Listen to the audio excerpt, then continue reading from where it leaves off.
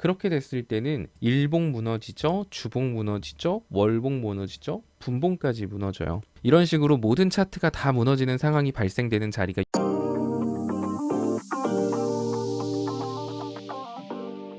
네, 안녕하세요. 체스입니다.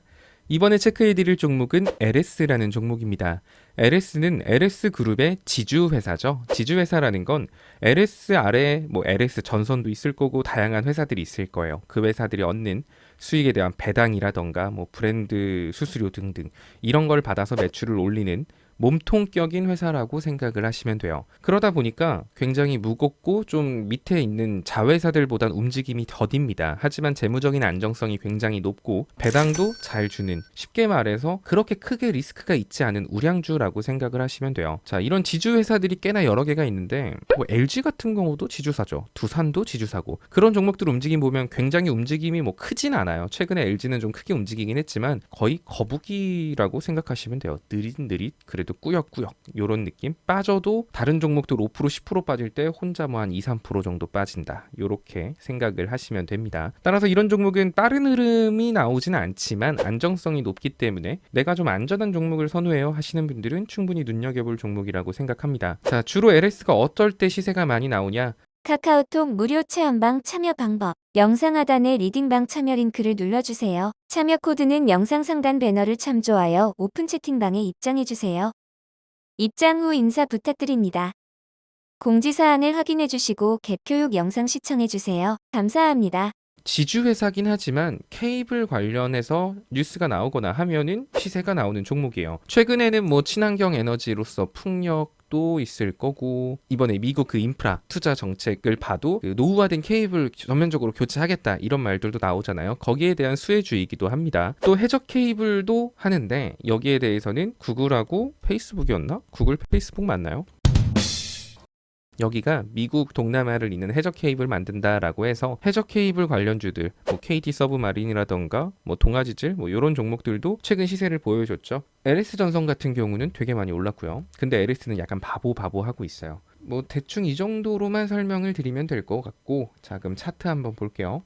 차트를 보시면 현재 구간은 60일선 위로 못 올라가던 LS가 60일선을 끌어내리면서 60일선 위로 올라갔습니다. 60일선과 120일선을 동시에 밟았죠. 자, 여기서부터가 굉장히 중요해요. 만약 지금 60일선을 끌어내리면서 밟았잖아요. 만약에 얘가 이때 끌어내리지 않고 요때 뚫었으면 더 좋았을 거예요. 근데 이때 못 뚫죠. 몇 번 시도했는데 못 뚫었어요. 이때가 바이든의 대규모 그 인프라 정책 나왔을 때 케이블 관련된 정책이 있었기 때문에 돌파 시도를 했는데 못 뚫고 밀렸어요. 그러면서 그냥 아래로 내려가서 계속 횡보하면서 60일선을 끌어내렸는데 60일선을 밟는 건 성공했습니다. 잘했어. 근데 문제는 60일선이 이때까지만 해도 우상향이었고 낙폭이 좀 적었죠. 각도가. 근데 이제 점점 60일선의 추세가 어떤 종목이든 우상향 추세가 좋다 이러잖아요. 이평선도 마찬가지예요. 이렇게 올라가고 있는 이평선 위로 주가가 이렇게 뿅 하고 올라가면 더 탄력을 받아요. 혹은 이렇게 횡보하고 있는 이평선 위로 주가가 이렇게 돌파 시도하다가 뽕 하고 뚫고 올라가면 그때도 이평선이 그럼 이제 이렇게 따라 올라가기 때문에 이평선 자체가 우상향을 시작하게 되거든요. 횡보하고 있는데 여길 뚫으면. 자, 근데 지금은 우하향하고 있는 이평선을 위로 올라간 거예요. 자, 그럼 여기서 얘가 갑자기 이평선이 이렇게 뿅 하고 올라갈까요? 그렇진 않을 거예요. 일단은 이렇게 내려갔다가 얘가 이 자리를 뚫었기 때문에 이 자리를 계속 최소한 유지는 해줘야 이평선 각도가 이렇게 내려가던 게 횡보를 할 거고 이렇게 위로 올라갈 수 있게 되는 겁니다. 그래서 지금 LS 같은 경우는 현 구간 뚫은 건 굉장히 장한 일이긴 한데 최소한 68,000원에서 7만 원 사이를 일정 시간 횡보하는 건 필요합니다. 근데 만약 얘가 이번에 여기서 뚫은 척하고 밑으로 내리꼽죠? 그럼 그때 무슨 일이 발생할까요? 60일선과 120일선의 위치가 바뀝니다. 지금 얘는 어찌 보면 지금 정배열되어 있잖아요. 이제 기껏 정배열 시켰어요.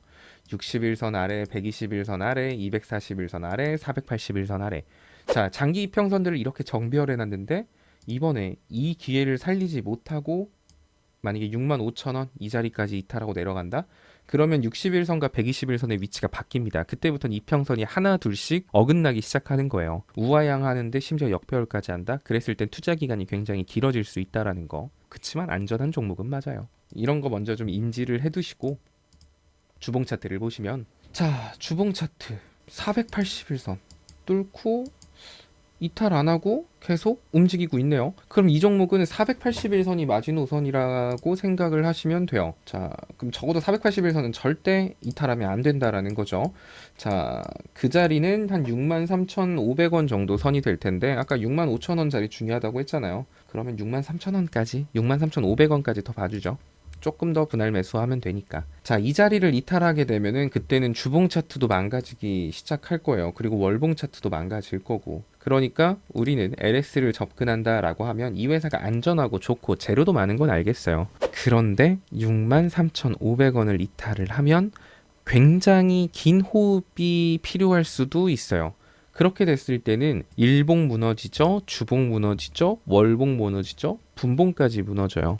뭐 분봉은 당연히 제일 먼저 무너지겠죠. 이런 식으로 모든 차트가 다 무너지는 상황이 발생되는 자리가 63,500원 요 정도 선이라고 생각을 하시면 됩니다. 그러니까 63,500원까지는 분할 매수를 하고 63,500원 이탈하면 빠진다고 막 흥분해서 막 어떡하냐 추매야지 이렇게 하시지 말고, 이때부터는 가지고 있는 물량을 내가 수익 볼 때마다 천천히 털어낸다, 이런 생각으로 접근하시는 게 좋을 거예요. 이 종목이 나쁜 종목은 결코 아니에요. 그렇다고 내가 물린다라고 해서 그냥 에라 모르겠다 그냥 홀딩하자, 에이, 계속 사 라고 해도 먹고 나올 수 있는 종목은 맞는데, 아마 여러분들이 굉장히 지루해하지 않을까라는 생각을 합니다. 만약에 이게 지주회사가 아니라 좀 가벼운 종목이라고 한다면 이슈에 따라서도 금방금방 차트 추세를 바꾸고 하는데, 그게 아니다. 얘는 지주회사다, 자회사가 아니라. 그러니까 긴 싸움이 될 수도 있는 종목이기 때문에 기회비용 차원에서는 63,500원까지는 분할로 접근하셔도 상관이 없지만 거기 이탈하면은 조금 그래요. 매매 동향을 보면은 뭐 별다를 건 없네요. 최근 뭐 기관이 열심히 팔고 있는 건 다들 알고 있는 사실이니까 연기금도 뭐 크게 들어오는 것 같지는 않고, 크게 매매 동향은 중요할 것 같지 않습니다. 목표가는 어떻게 해볼까요? 사실 이런 종목은 올라가면 거북이처럼 꾸역꾸역 올라가서 뭐 2, 3% 먹자고 들어가기에도 조금 그렇긴 해. 일단은 주봉상 볼린저 밴드 상단인 73,000원 정도, 72,000원, 72,400원 요 정도를 단기 목표가로 설정을 하시면 될 것 같습니다. 63,500원까지 분할 매수 후 단기 목표가는 72,300원에서 800원 사이, 요 정도에서 단기적으로 그때부터 슬슬 분할 매도한다라는 생각으로 접근하시면 돼요. 어설픈 종목보다는 뭐 재무 탄탄하고 우량 주니까 내 투자 성향이 저는 정신없는 거 싫고요, 안전한 게 좋아요 하시는 분들은 이런 종목도 눈여겨 보시면 좋을 것 같습니다.